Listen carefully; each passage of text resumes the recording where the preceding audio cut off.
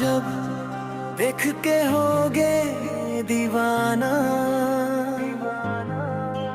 धीरे धीरे दिल के धड़काए मोर जिया, तोर बिना अब एको पल नहीं लागे मोला।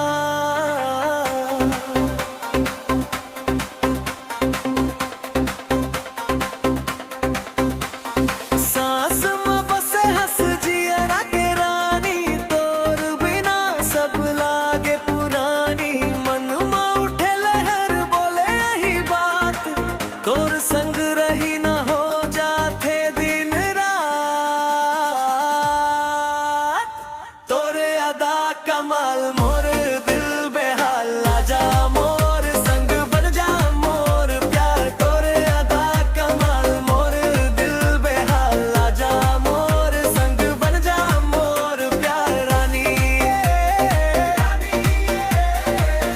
दिल मोर तोर हो गे।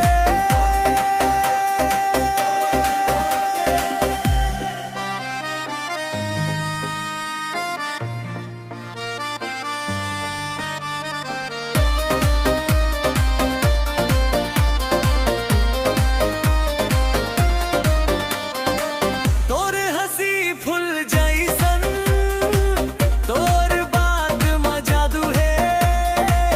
नए ना ले नए ना मिले, एक झलक पावत भूल जाओ संसार। धीरे धीरे बढ़ते तोर संग नाता, हरदम मोर मन में तोरे च नाव समाता। जिंदगी के हर मोड़ में तोरे च आसरा, आजा मोर बन के मोर सपना सजा। तोर अदा कमाल मोर दिल बेहाल, आजा मोर संग बन जा मोर प्यार। तोर अदा कमाल मोर दिल बेहाल, आजा मोर संग बन जा मोर प्यार। रानी दिल मोर तोर हो गे।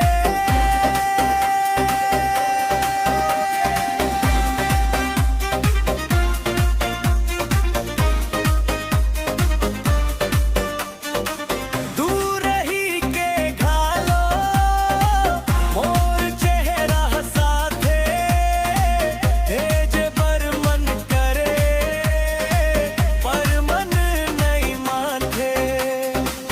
एक बेर हाँ कह दे सब सपना सजे, तोर संग मोर रसता सोने जैसन लगे।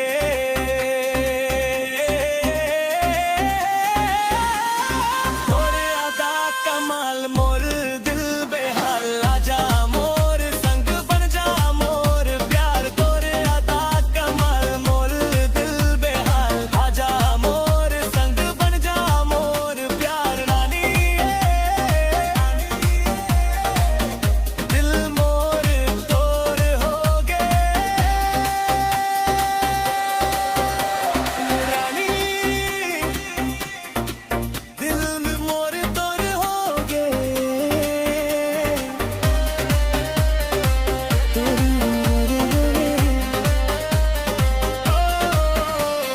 रानी